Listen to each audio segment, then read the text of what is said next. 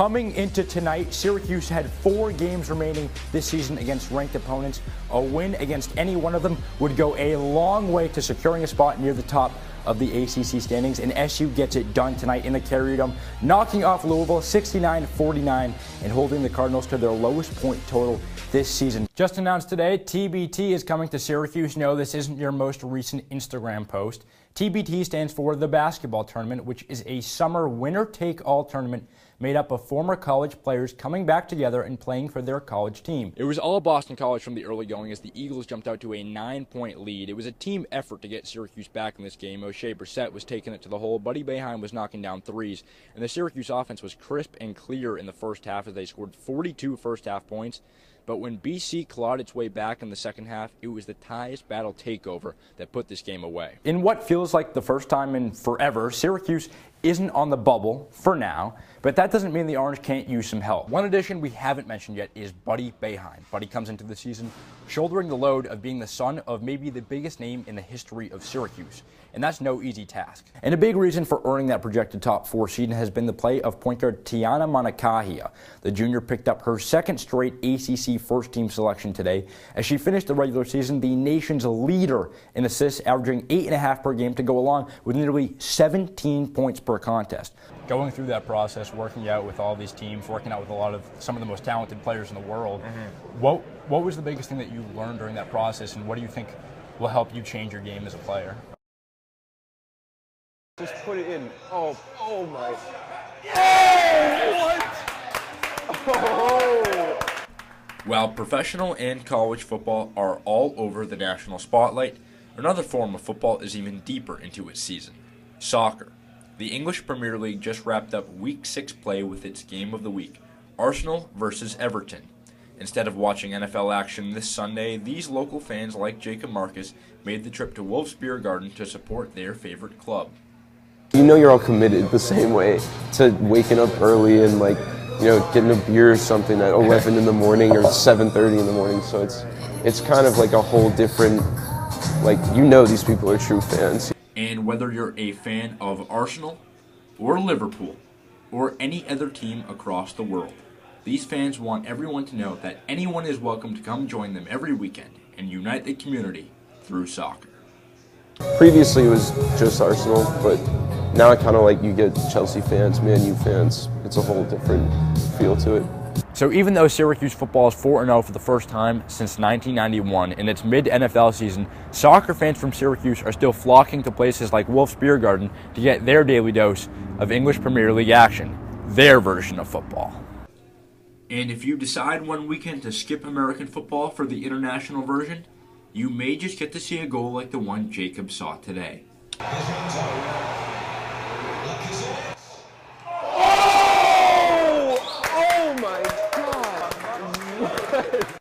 In Syracuse, Matt Liberman, NCC. Oh my God. That was nasty. Tehoka Nanticoke, you mentioned he's a monster like Zion Williamson. I think BC has one of those, their own, in Sam Apuzzo, a dominant player for BC. Syracuse might coming away with a statement win. The women had a chance to do the same this past weekend. #1 team in the nation visiting the Dome, the #1 player, Sam Apuzzo, Tewaaraton winner last year. Only 3 goals in her first game, not too shabby, but it was Syracuse getting it done early on. 5 minutes into the game, Megan Tyrell hits it home, but it wouldn't take long for Apuzzo to get going. This one, top cheddar as the score is 1-1, but Syracuse would rattle off a big run in the first half. You see Emily Harris-Chuck here on the man-up, splitting defenders and taking it to the cage. Syracuse, when they weren't doing it on offense, they were getting it done on defense as well.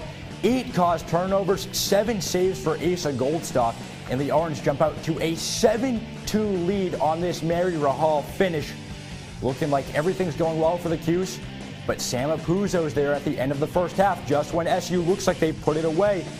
The Eagles battle back, cut it to 2 going into the break, and let's just say it was all BC in the second half and all Sam Apuzzo. She had 4 second-half goals to add on to her first-half hat-trick. 7 goals for the game as she becomes BC's all-time leading goal scorer, 199 goals. I couldn't even imagine getting that as BC simply rolls. The Orange just couldn't get it done. You might be able to stop BC. They couldn't match him on offense either. 16 straight minutes without scoring. This goal at the end of the game cuts the lead to 2, but too little, too late for the Orange as they fall 14-12. And when you look at the numbers on Sam Apuzzo, she is absolutely dominant. BC coming out with the 2-goal win, and the reigning Tewaaraton winner torched the Orange for 7 goals, 6 draw controls as well. An overall dominant performance. And you look at the last 5 matchups against SU, BC is 4-1, and Apuzzo has 22 combined goals in that game. Not a good recipe if you're Syracuse and wanted to get a win over the #1 team in the nation. Coming off a stretch with games against North Carolina and Duke in less than a week, SU hosted #2 ranked Virginia last night with a chance to make a statement win heading into the NCAA tournament. And with SU honoring 5 seniors in the Dome, let's just say the Who's didn't really care. We'll take you back to last night's matchup now. Frank Howard, one of those 5 seniors, getting warmed up early, and he would make an impact early in this game. Tyus Battle on the drive, kicks it out, finds Howard from deep as he bangs it home from 3. Syracuse takes a 5-3 advantage, but the Who's would answer right back. Ty Jerome takes a step in, shoots it from straight away. That one's cash, and he'd be involved on the next play too, dishing it out to Kyle Guy. Thinks about passing, decides, you know what, I'll do it myself. Better that way, as he hits a triple. Virginia just keeps on shooting from beyond the arc, but Syracuse actually took a lead into halftime, ahead by 2 at the break. A lot of that because of that man, Pascal Chukwu. 8 first-half points, 5 first-half boards.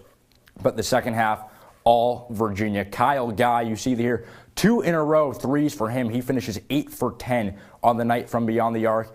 And Virginia as a whole, 18 of 25 from 3. That's a record against a Syracuse team.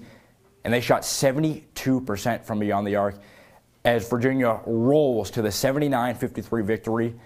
Jim Boeheim can't feel too good about this one. Syracuse now coming off their first win in program history in the tournament, now to face Penn State, looking to shock the #8 team in the country. Syracuse loses the first set, but second set early on, Santita Abangwase with a big block as Syracuse takes a 13-9 lead. And she wouldn't be done there. 2 points later, back on the offensive end, Abangwase with a huge kill off of the Jalissa Trotter assist. Syracuse would actually go up by 6 in this second set, but Penn State was having none of it. Tori Gorell and Johnny Parker with a big block, and Parker wouldn't be done. Just moments later, takes the 18-17 lead with this Syracuse error off the spike, and Penn State would take the second set, now up 2-0. Syracuse everything to lose in this third set. They come out firing Amber Witherspoon and Jalissa Trotter with a double block, but Penn State would battle back. Right here you see a Syracuse error on the spike, and Penn State takes it. Syracuse falls in straight sets to end their first ever tournament run.